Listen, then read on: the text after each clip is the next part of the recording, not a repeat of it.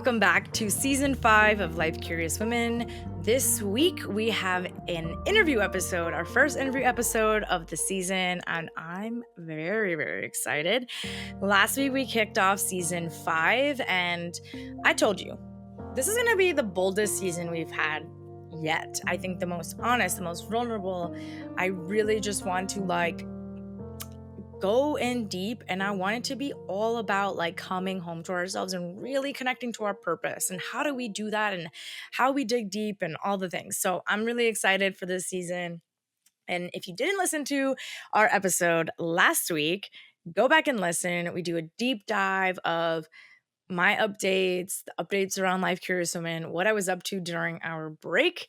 And if you're new to Life Curious Women, I go a little bit in depth of all the other things we're offering, like our newsletter and how we have a sold out retreat to India in March for Women's History Month. 10 of us are going to India together, and I am so excited. It's our second annual Connection to Purpose retreat and so much more. So I hope you didn't miss it. And if you did, go back and take a listen. But this week, I'm very excited because we actually hosted an event with our host or our guest this episode about a year ago, literally exactly. And she helped me get out of my comfort zone and host our first event for Life Curious Women. And I'm forever grateful to her for it. We actually met at a friend speed dating event, which is so funny.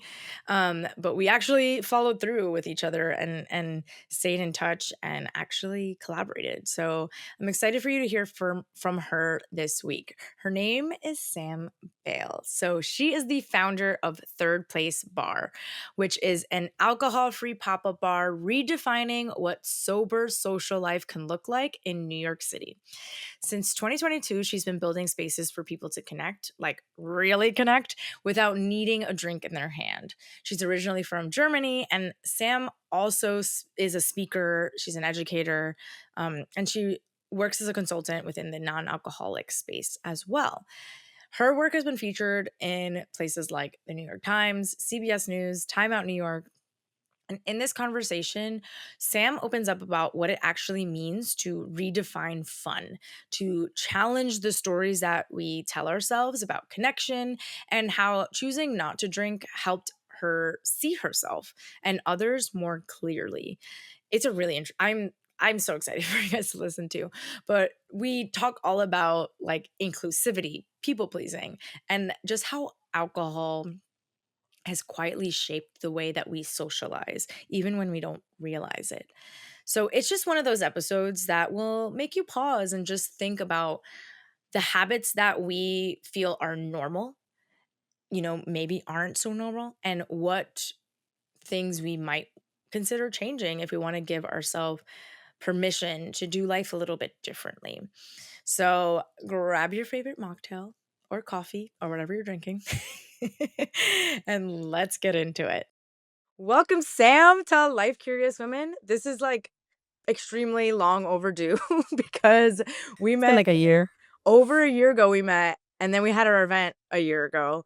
And so so long overdue, but I'm Yeah. so excited we got to make it happen. And I can't wait to dive into your story so that everyone can hear how wonderful you are because you're amazing. Oh, thank you. Okay, so let's get started and tell us a little bit about who you are. And it doesn't have to necessarily do with your bio. It can literally just be what is your essence? Who are you? All the things. Well, I do like to start with a little bit of bio because the first thing I always tell everyone is I am from Germany, born and raised. So if you hear an accent, that's where I'm from because people are always at some point people zoned out and stopped listening to what I'm saying or just trying to figure out my accent. So yes, I'm from Germany. Yes, I don't sound very German, but there is a slight accent. I've been in New York for 12 years. I was in England for 5 years before that for grad school. Who am I? I am a person with many, many interests, who consumes a lot of art, a lot of music, a lot of movies, a lot of art as such, and Not necessarily at an intellectual level, but just at a vibes level. I Yeah. talked about it with a friend yesterday, and I was like, I go to the opera. I've been to the opera 5 times this year. I know nothing about opera. I do not understand what's going on, but I love the vibes. Like, I just love the performance and the music and the spectacle. So I'm just I have a natural sense of, I think, just wonder and excitement, enthusiasm for all things creative. And at the same time, I have raging out of control, unmedicated ADHD. So I also just dabble in so many different things and I try my hand at everything. And sometimes something sticks and sometimes it doesn't.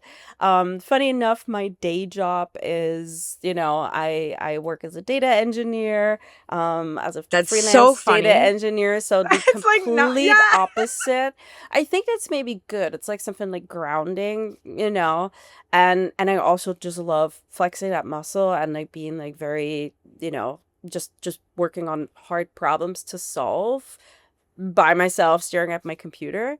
But also at the same time, I am the founder of Third Place Bar, which is an alcohol-free pop-up bar event production company, and I do a lot of social events. So I think it's really hard to distill the essence of Sam other than like I do a lot of fun stuff.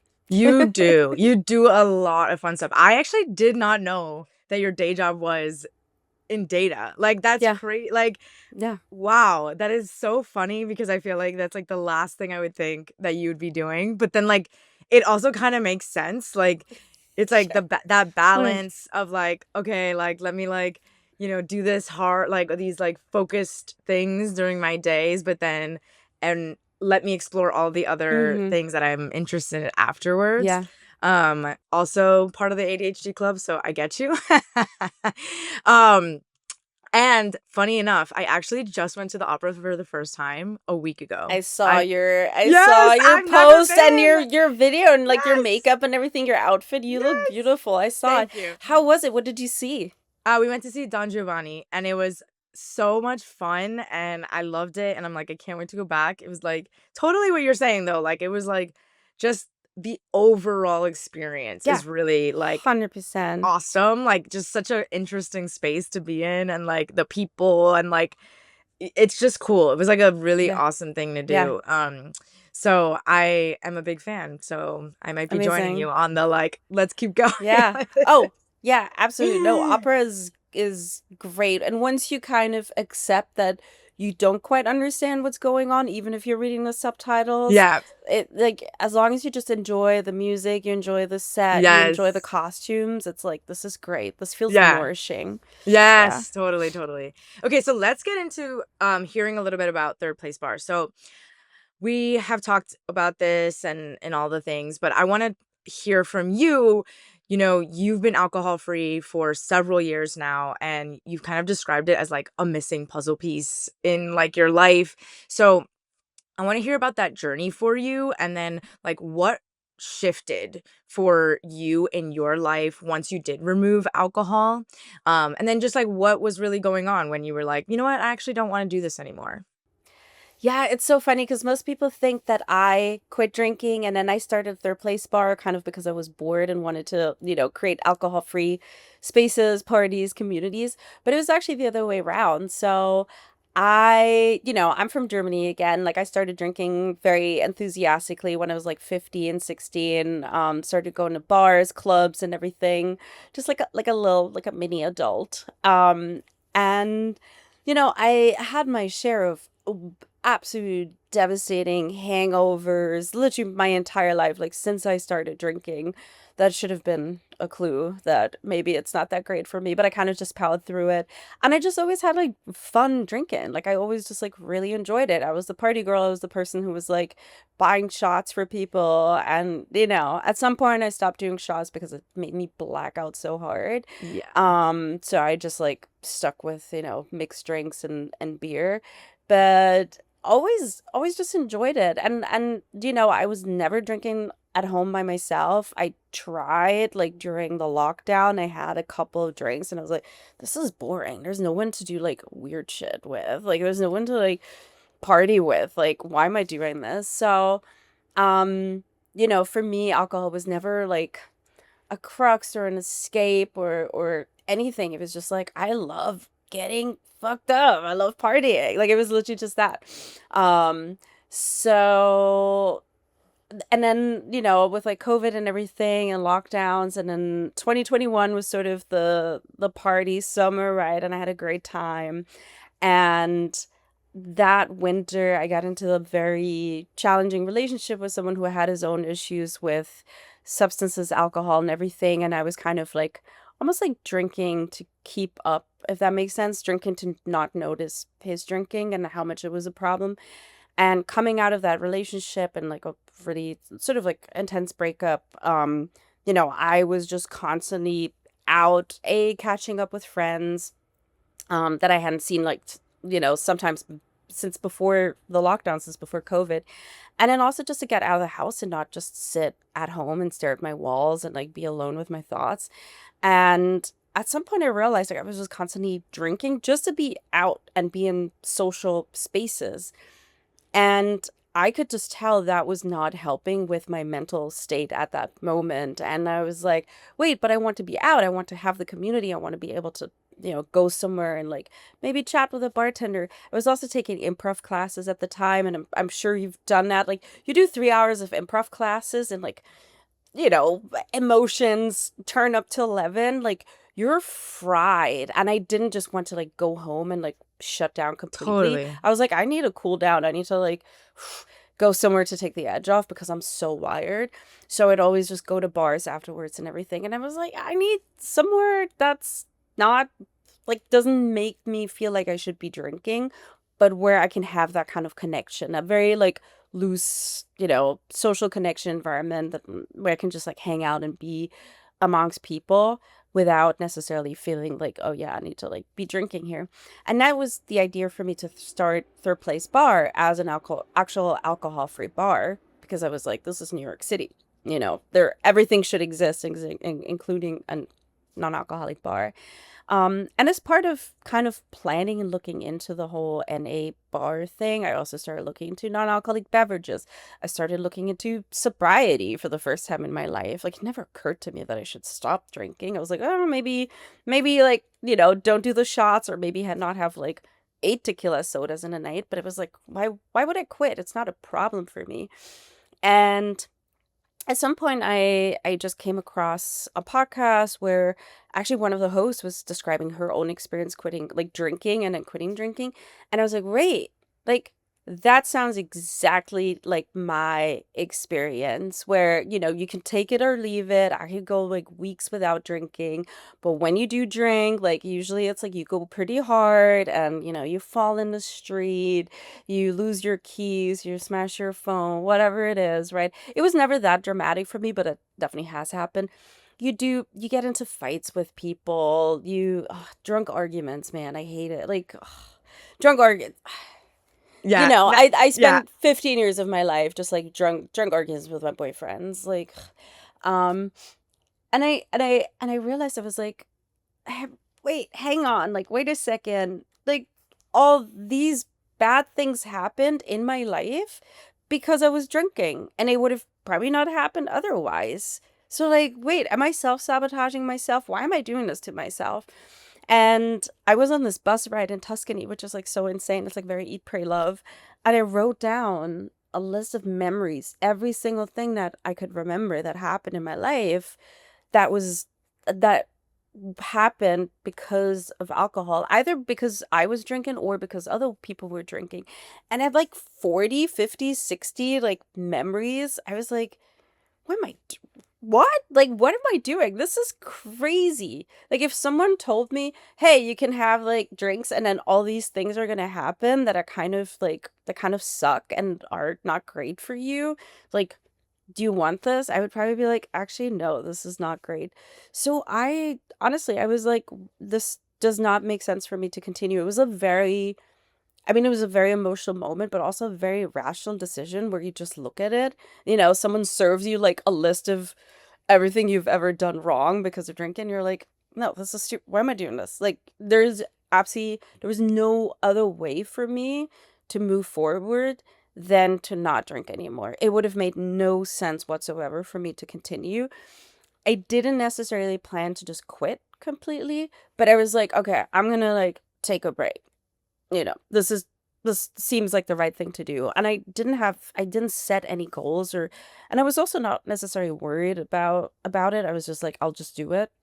I started running at some point. I was like, okay, I'm gonna run a marathon, and then I ran a marathon. Like, or I was like, I'm gonna move to England, and I moved to England. I moved to New York. I moved to Yeah. New York.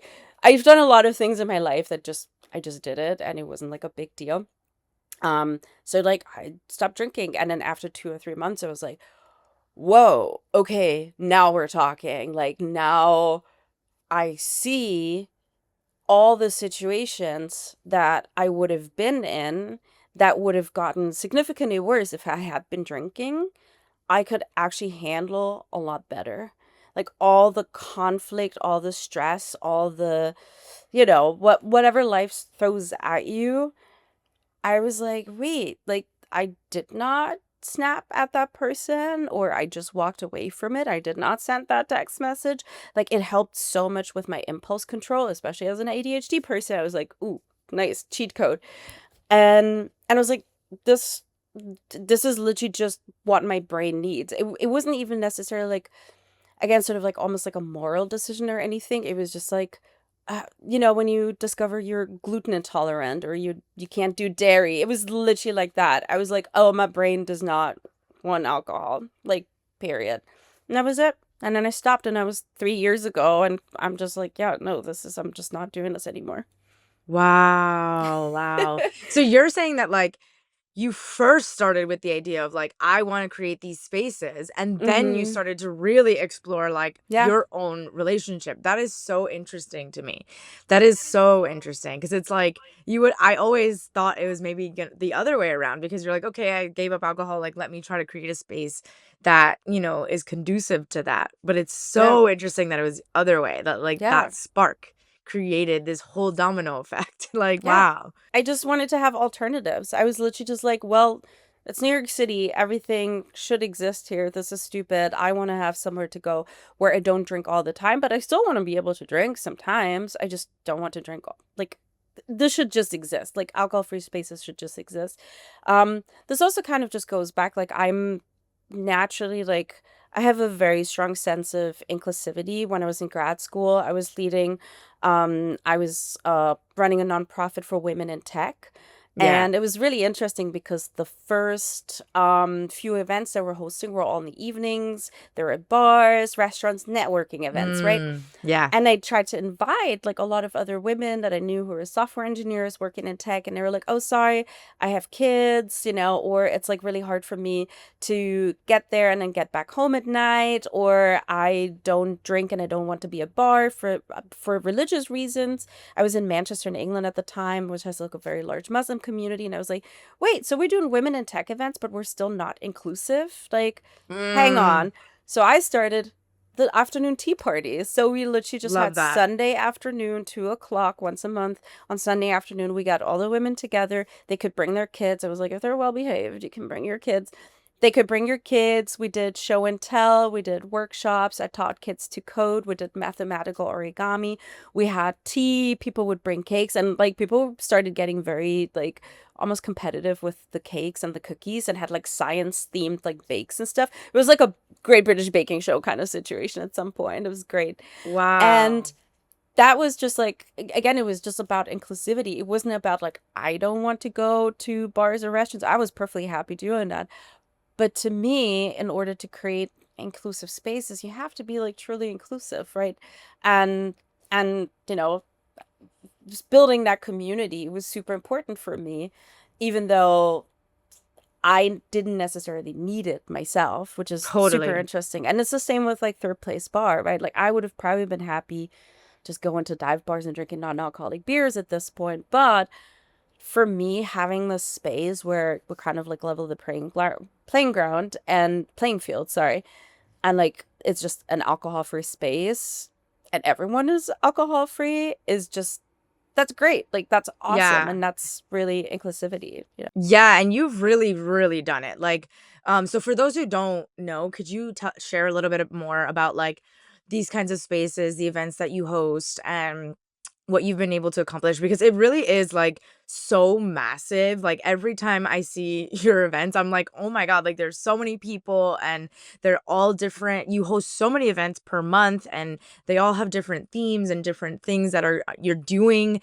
And I can totally see what you're saying in terms of like wanting to create fun, inclusive spaces. Yeah, so like I said, Third Place Bar started kind of out as the idea was to have a non-alcoholic bar, just like a regular bar, but just non-alcoholic, right? Like non-alcoholic cocktails, non-alcoholic beer, wine.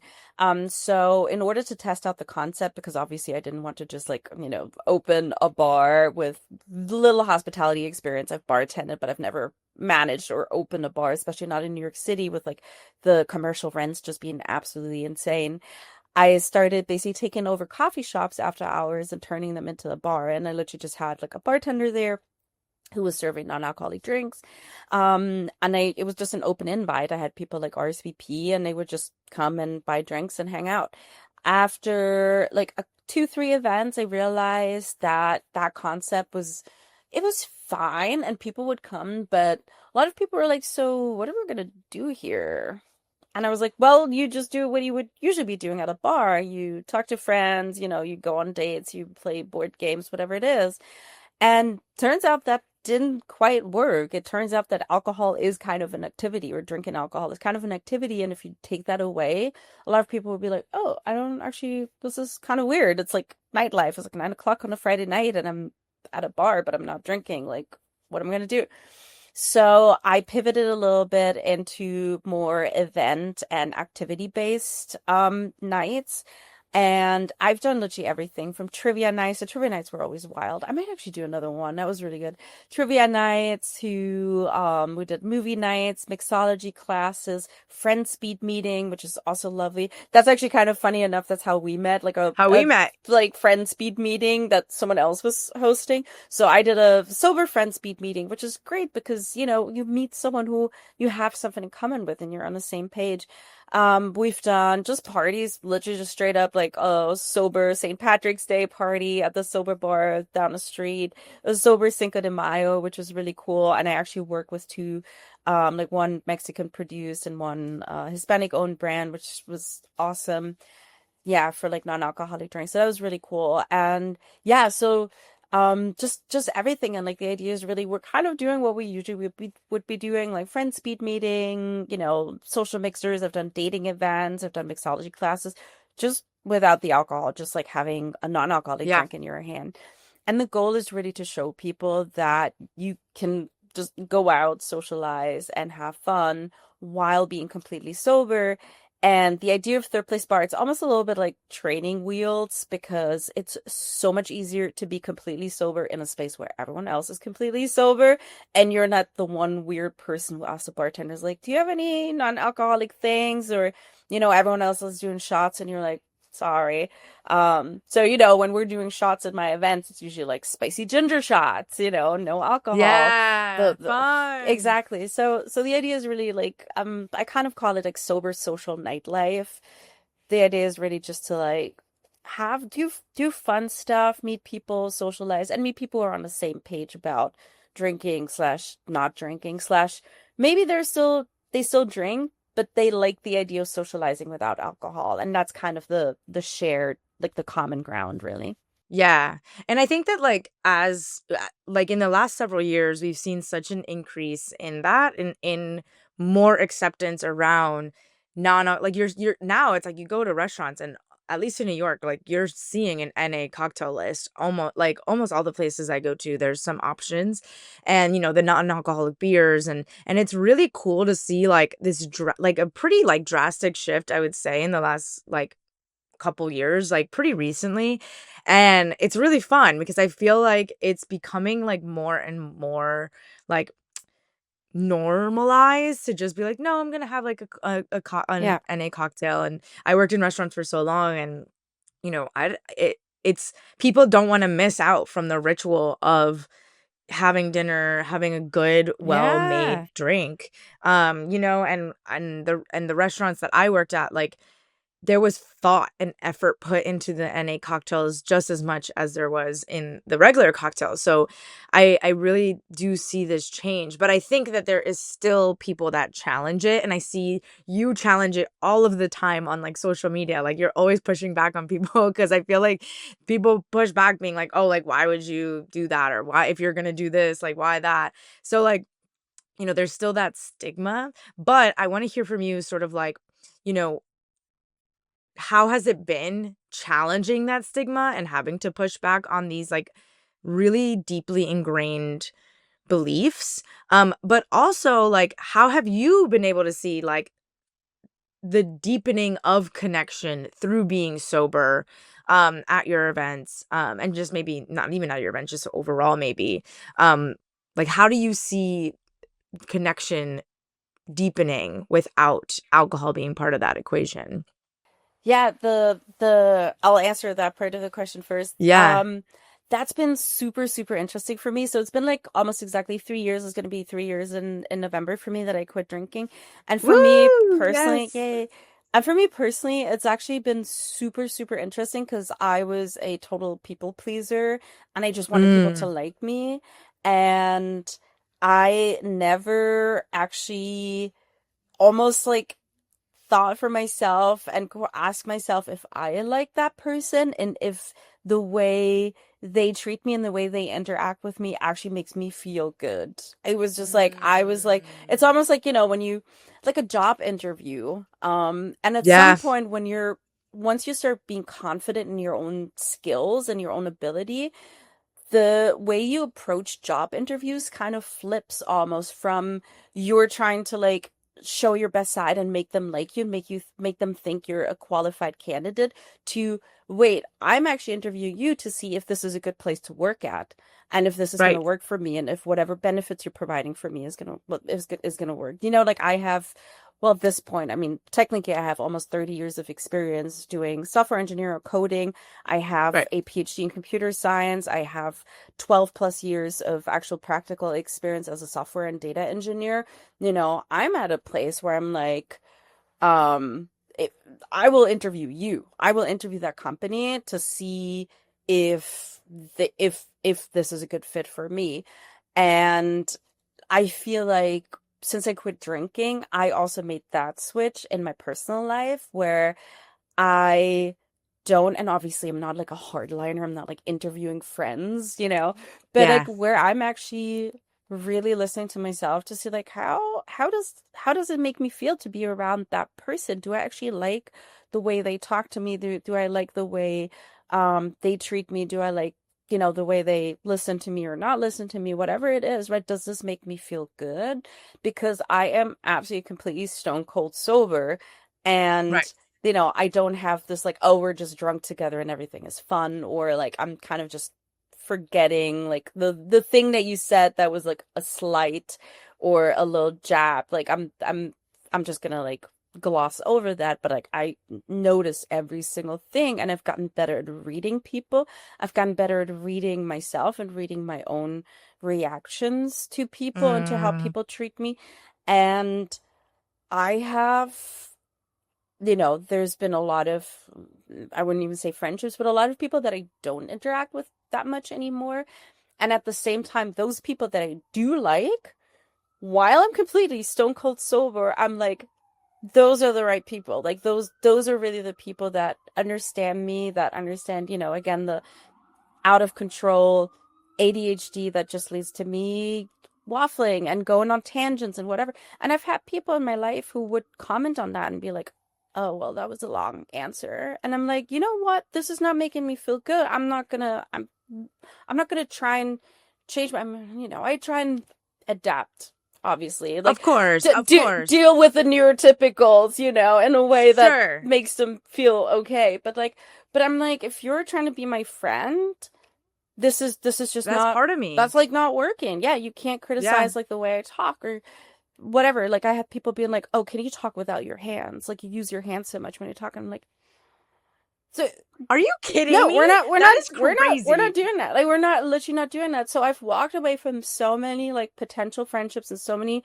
interactions because I was like, this is not working, and that is the biggest impact for me is the way that when I do connect with someone and we Yeah, connect, it's like, hell yeah, like this is great. Like I found someone who's like on the same wavelength. right. And if I don't connect with someone, I'm not trying to force it, and I'm not trying to like Totally. drink my way through it. Totally, And totally. that's been incredible. And it took me like almost 40 years to figure that out, but I Totally, finally did but it's a it. hard lesson. I mean, it's so hard to not I mean, we're designed by nature to like want to connect with others. So it's like and especially I mean, we're socialized as women, like that is another layer to this whole people pleaser, like not really I think so many people listening will connect to that feeling of like, wait, am I also paying attention to whether or not this feels good for me? Like, and I think that's a lesson that, like, I think all of us can take with us because I think I'm always still trying to make sure that that's something I'm tuning in with myself and probably something I'm still learning now. So that's so interesting and really cool to see that like that's gone hand in hand. And I'm curious, like, have you noticed a difference in like the people that are coming to your events or the people that are also sober, like in the way that they connect, in the way that like, do you see a difference between that type of connection versus like when people are drinking and all that kind of stuff?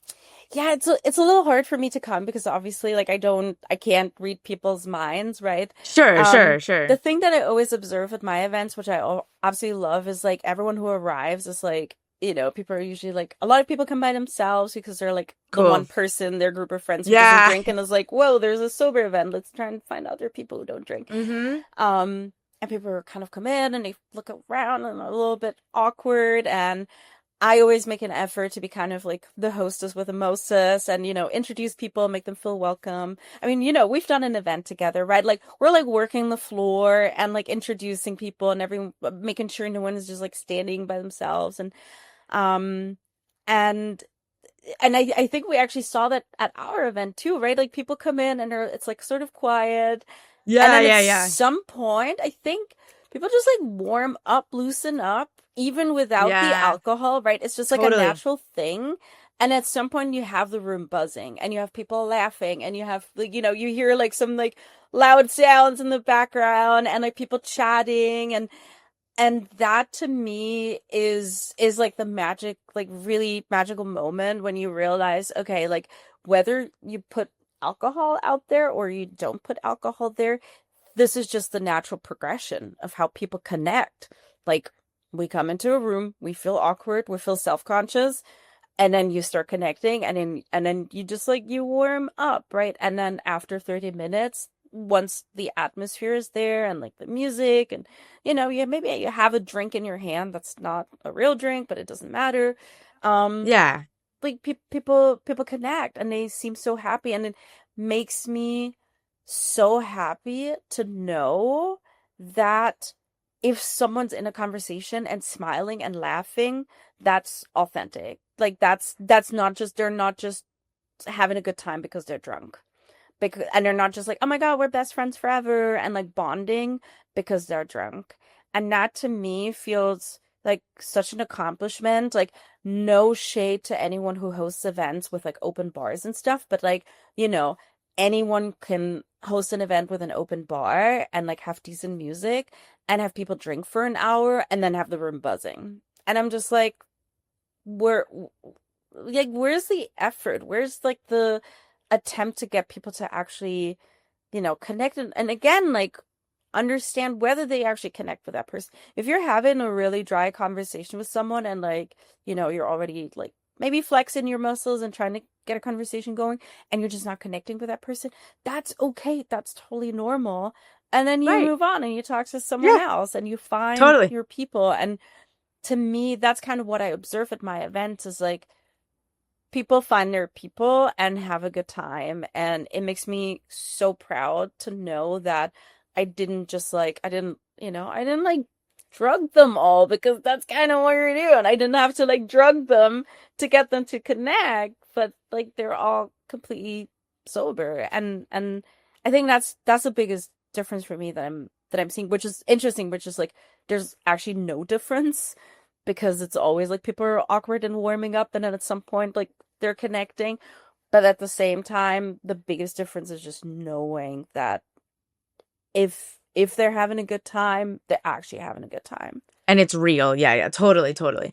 And I would love to like dive into like why do you think why do you think that people don't really think twice about, including alcohol in social settings? Like obviously we know the obvious like it's part of society and all the things, but I think that not not everyone thinks about like there's a possibility of like not including alcohol or you know not creating an environment where that's like necessary. Like I remember and I've kind of been in this similar journey of like questioning my relationship to alcohol, and I've totally changed my relationship to alcohol and when I drink, and really just it comes down to like tuning into myself and being like, wait, am I like grabbing a drink because it's there and it's just like part of what everyone is doing, or do I actually want a drink? Because there's a difference, and I think that like not everyone is conscious of that. They just do it because it's like what you do, and it's just really interesting because when I started paying attention, I was like, oh, sometimes I do just grab a drink just to grab a drink, but I don't. My body doesn't really want one. And so like, yeah, like what are your thoughts around that? And sort of like why don't most everyone question like their relationship to alcohol or including alcohol in these settings? Yeah, I mean, like I think for people personally, again, it's almost like you're an autopilot, right? Like I always say that it's sort of like autopilot versus mindful drinking, where mindful drinking is like, do I actually want this? Funny enough, I feel like most people or a lot of people are better at that with food, for example, where it's like, because I don't know about you, but as a woman, I'm constantly on a diet. I just turned 40. My hormones are like out of control. I'm like piling on weight right now. So for me, I'm just constantly, every time I'm like, there's ice cream, there's dessert, there's whatever, I'm like, do I want this right now? Should I really have this? Is it worth it? Like, is this actually going to be nice enough? Or should I save myself for like, because like, I mean, even if I wasn't constantly on a diet, maybe I should not be eating dessert every single day. Maybe just like as a human. Um, but I feel like we don't necessarily have that kind of thinking for alcohol, that filter for alcohol just yet. I do think it's going to get to that point. Like, I think as people are getting more mindful about drinking, about the health consequences of alcohol, this is super controversial. I'm gonna get canceled for this, but like, I wish people were like as concerned about the health impacts of alcohol as they are about putting on weight, with like, Yeah, because I don't think that's controversial. when I think you're right. when I was still Yeah. drinking, I was definitely more concerned about like, oh, am I gonna eat this chocolate? Am I gonna eat this like the French fries or the slice of pizza? But I would just go to the bar and like down like 6 tequila sodas. You know what I mean? It was like, Or the people that are like, mm, oh yeah, like the seed oils and the oh candles and no. the and then they drink alcohol The and you're like, wellness wait a the minute. wellness people who talk about clean eating and clean beauty and then Yeah. drink alcohol. I'm like, number one, how about you stop consuming the thing that is literally considered a class 1 carcinogen. It's known to cause 7 different types of cancer, especially as a woman. It is known to lead to like be part of what causes breast cancer. And I'm like, no, Yeah. like that is the number one thing. Or the same thing, actually. This is like a little tangent right now, but like the same for like mental health stuff. People are struggling with mental health issues. And I've been in and out of therapy. I've had like 5, 6 therapies as therapists over the course of my life. I've gotten all the medications. None of them told me to stop drinking. None of them was like, hey, maybe the thing that messes with your brain chemistry, the thing that's a depressant, maybe that's causing your anxiety and your depression. I mean, Totally. obviously it's Wow. not Yeah. causing it, No, but I'm it contributes it for sure. Yeah. contributes, and it puts you in the state, it puts you in the place where it's harder to get out of, and where it's harder to see what your actual problems are. Because again, like if you're just getting out and getting drunk and then hungover every weekend, and maybe you do dumb stuff when you're drunk, or you're like you get into fights, or you do things that you regret, right? You're in that spiral, and you're not going to be able to actually get sort of a clean slate to then take stock of like what is actually causing those problems. It's just like piling on, like the alcohol is just making it worse, right? It's just exacerbating it. So sorry, that was the rant about like mental health. I mean, mental health events also where they serve alcohol.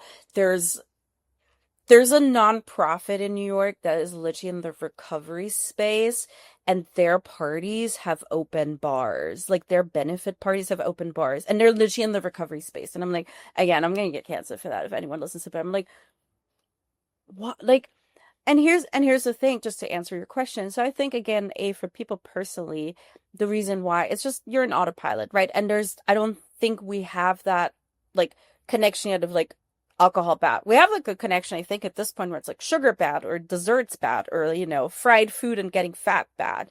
But like alcohol bad is still not quite as there or like as natural as with other things.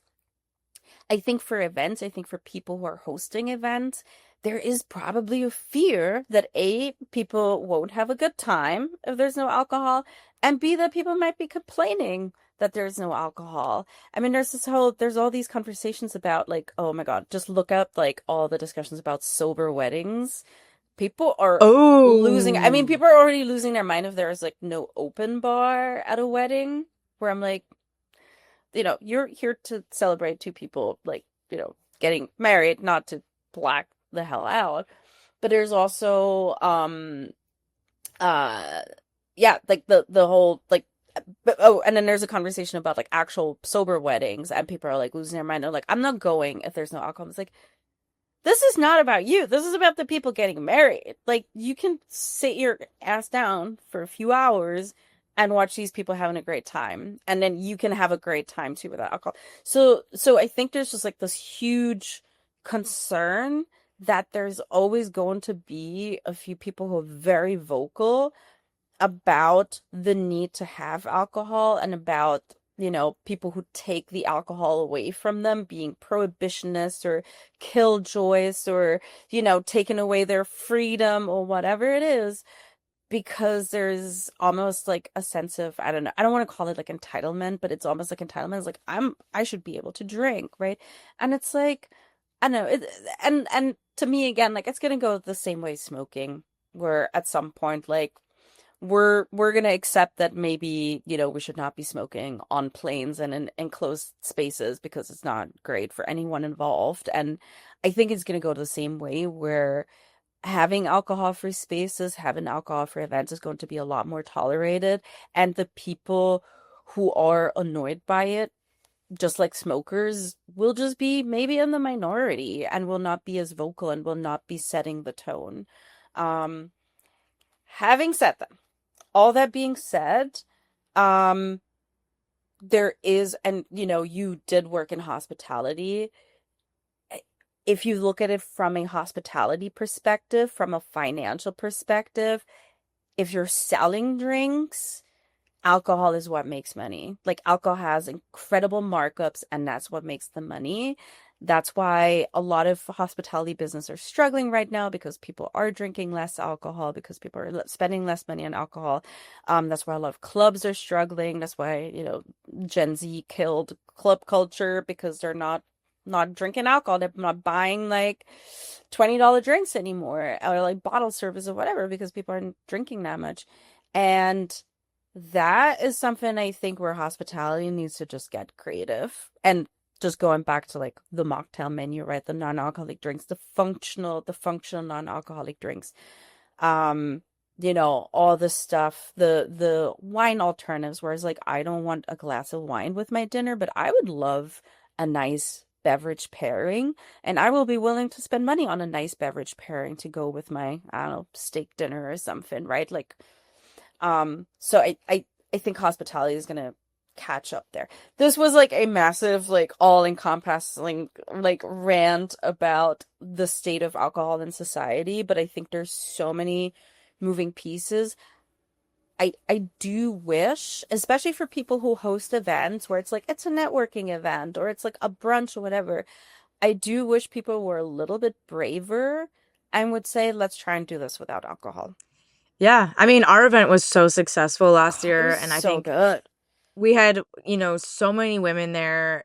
It was so much fun. People were all connecting, talking, like laughing, Yeah. and I think like, you know, and everyone was drinking that non-alcoholic Yeah. wine, and like everyone had a drink in their hands. Like it was such a lovely time, and I think like um I got to see it firsthand, and I know for me it's something that like when I go to events, like I don't want to always drink. Like I'm not someone that's completely sober, but like I like I said, I do try to tune in with myself, and it's not always the best for me, um but to be able to be in that space and see such a successful time and everyone just have such a fun time and like really connect with each other was just really like a testament Yeah. to everything that Yeah. you're saying. So yeah. So one last thing right Okay. before we wrap up, Yay. if you could just share a little bit about like what is your advice if there's anyone listening who's like, I'm curious about like this relationship with alcohol and redefining my relationship of with fun and connection and socializing. Where do they even begin? Mm, I would say like my biggest advice is always like what's the worst that could happen? Like, if you feel like you want to drink again, you can always drink again. Um, Yeah. but I would say like be brave. Like do it. You will learn a lot about yourself. You will, especially for people like myself who started drinking as a teenager, you might Yeah. have spent 10, 15, 20 years of your life using that or consuming a thing that sort of alters who you are as a person, alters how you perceive things, and cleansing that for a little bit, even if it's just for like a few months, to kind of see what the world is like and what life is like and what you yourself are like without it is an incredible experience. You will learn a lot about yourself. To me, it is one of the biggest shifts. If you're, like a regular drinker, it's one of the Yeah. biggest shifts I think you can make in your life for yourself to, I don't want to say like reach another level. Like, I don't want to like, Yeah. holier than thou kind of, but to just like gain a very different perspective on who you are and learn so much about yourself. And I think that is so extremely interesting Yeah. because it took me a really, really long time to understand who I am as a person, and taking the alcohol away definitely like 100% contributed to that, like almost like entirely made that possible. And I think that is one of the Yeah. most exciting and interesting things to experience. So even if you're not seeing it as like, oh my God, I'm going to go sober and I'm going to take alcohol away like from my life, see it as like, you know, a silent meditation retreat that's like life changing, or I don't know, an ayahuasca experience, without the puking, like without significantly less puking than ayahuasca experience. It's kind of like that. It's like one of those experiences where you really like you alter your brain chemistry and you alter your perspective and you shift your mind. And I would say like go into that with the excitement of seeing what you can learn and seeing what you can learn Yeah. about yourself. It's super cool. Yeah. Yeah, I love that. Thank you so much, Sam. This was wonderful. This was Yay. so insightful and such a beautiful Yes. conversation. And I appreciate you being Thanks, here. Ashley. When we're catching up, we gotta catch up. Yes, we're catching up this month. That's All right, it. let's It do it. has to Let's do happen. it. We We no got longer. 2 more We weeks. can't 2 let more this weeks. Let's do happen. it.